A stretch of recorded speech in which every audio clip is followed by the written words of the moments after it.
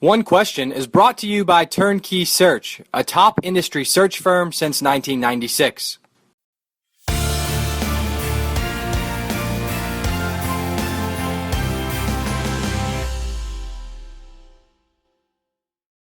Val, I told you via email that I wanted to cover the topics of taking risks and kind of failure and stories of failure, which, on surface level have been few and far between in your career. And I want to start back when you had already been with the NBA for a handful of years, and the opportunity comes along to become the president, the first ever president, of course, of the WNBA. And I'm curious of your decision-making framework on that opportunity. And I think a lot of people would think it was an obvious decision, but there probably was some risk involved to your personal brand, the viability of the future of the WNBA. But I'm curious of the framework you used to make that decision. Well, Matt, in some ways, it was an extension. The opportunity to lead the WNBA was an extension of other work that I and others at the NBA had done in the preceding couple of years to help build women's basketball and to lay the foundation for the league when it launched in 1997. I, at that time, had been on the board of USA Basketball for many years, serving as one of the NBA's liaisons. Beginning in 1994, we began to formulate a plan to provide NBA support to the USA Women's Olympic Basketball program. That culminated in a gold medal in '96. But the team that represented the U.S. that year was part of a year-long tour that the NBA had in many respects made possible through financial support, marketing support, and so on. So having worked on that and having been part of the run-up, if you will, to the WNBA, I think the opportunity to lead that was in some respects a natural progression. So it was something that I wasn't new to the leadership opportunity, and so in some respects it was an easy decision. I'd say the hardest decision for me with that was just the sense of the toll that it might take on my family life. My husband, Charlie, retired a few years ago, but he was a Wall Street lawyer. We had young children at the time. My youngest daughter was 1. My oldest daughter was 3 at the time the WNBA launched, and so that required some honest discussions with my husband about how this was going to work. If I were to take this job on, launching a new business, the travel involved, could we manage that? And the good news is my husband was 100% supportive, has always been with my career, and he, his blessing, so to speak, really gave me the support that I needed on a personal level to take this opportunity on.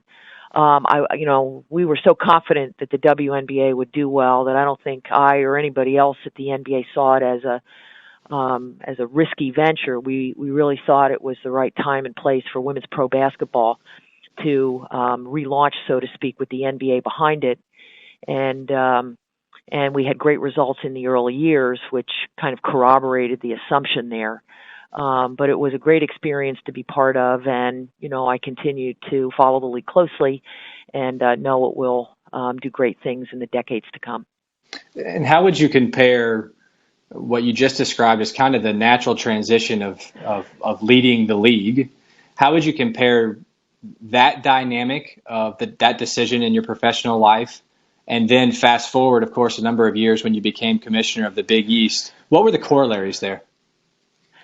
I would say the analogies were, one, to be in that seat, the commissioner/president seat. When you're in that role, you're the intersection of many, many different constituent groups, your teams or schools, the business partners that you interface with, the media, of course, the student athletes or players, however you want to describe them. And your staff. And so the analogies in that respect were pretty high. I would describe the college space as a very different one from the pros. Frankly, a much more complicated operating environment. I mean, at the WNBA, we started with 8 went to 16 at one point, settled at 12. We have 10 schools, of course, in the Big East, but in Division One writ large, you have 350 schools. So there's much greater scale. And frankly, it's not as easy in the NCAA to move an idea through the system because of the consensus requirements that exist here. I found at the WNBA and in the NBA, it was a much more nimble operating environment. Our commissioner, Stern, who I work for very closely, was himself a strong and decisive leader. He was very empowered. And so, with the WNBA, he lined up the owner support pretty quickly. And once we could demonstrate we had the right plan, it was essentially a go. And an idea of that scale, I would say, would be much more difficult to work through the NCAA landscape. But in many other respects, I think the leadership opportunities are very similar.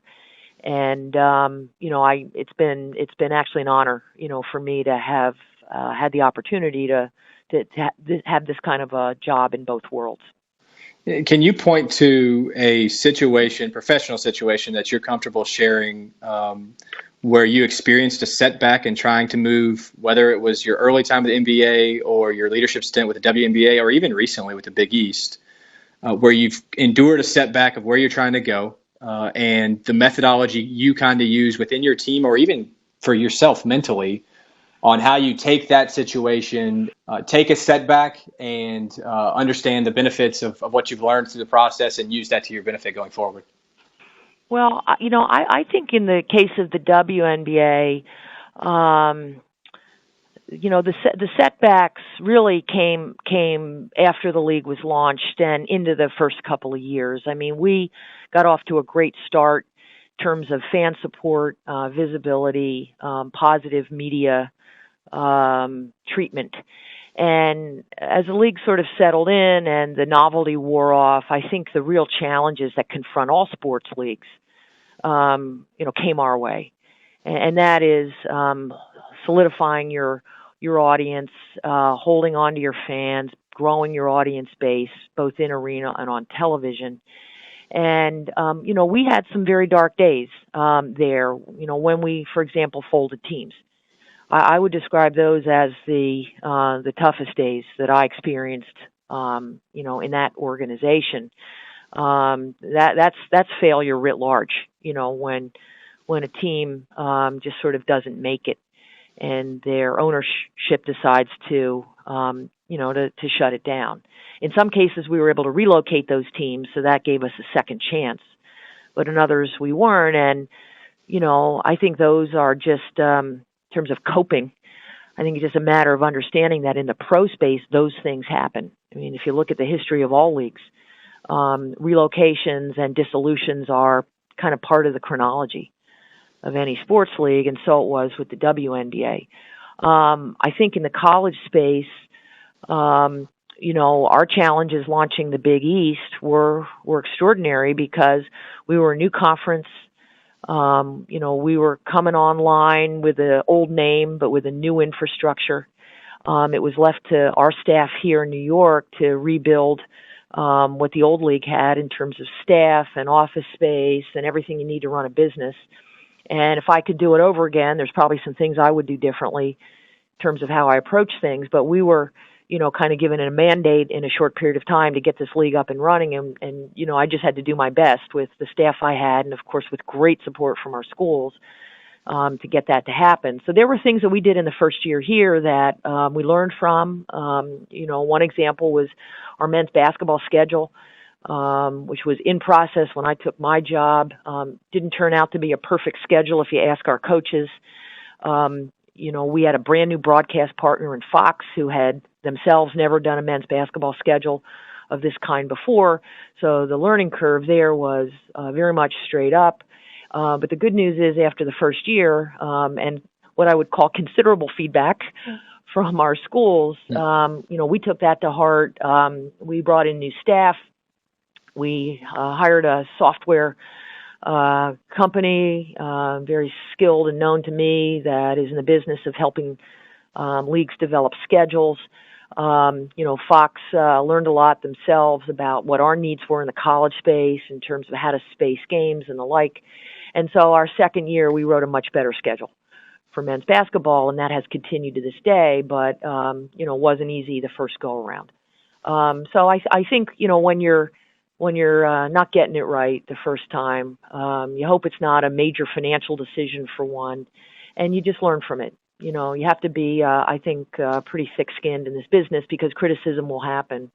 But if you have good people around you and people are, kind of constructive about how to learn from the past, then I think you can just sort of march forward and things get better. And what seemed like a big deal today may not seem like such a big deal in a month or a year or 5 years.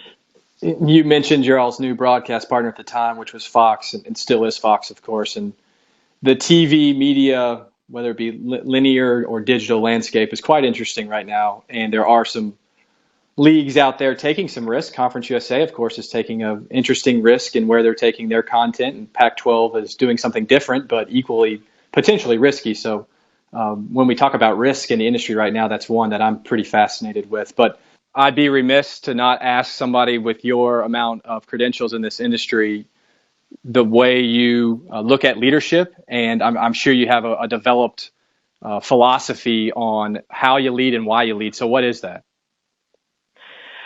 I kind of have this 5D checklist in my head that I've found works and captures how leaders should be approaching their jobs, whether it's in sports or any other industry.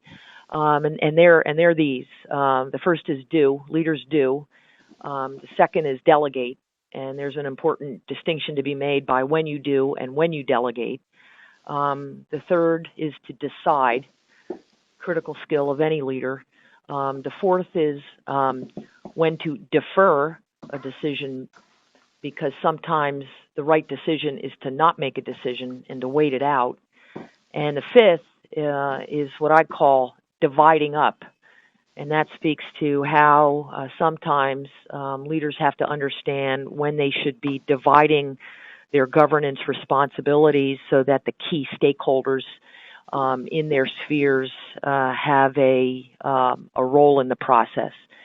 And so those are the kind of 5D principles that I think about, when I come in every day and try to understand how best to do my job. And, how you kind of balance all of those components, I think, helps determine how effective and successful you're going to be in your role. And that's today's One Question, brought to you by Turnkey Search, a top industry search firm since 1996. One Question is designed to give D1 Ticker subscribers valuable insights on how executive leaders in college athletics think about key issues on their respective campuses, in their departments, or within their leagues and conferences.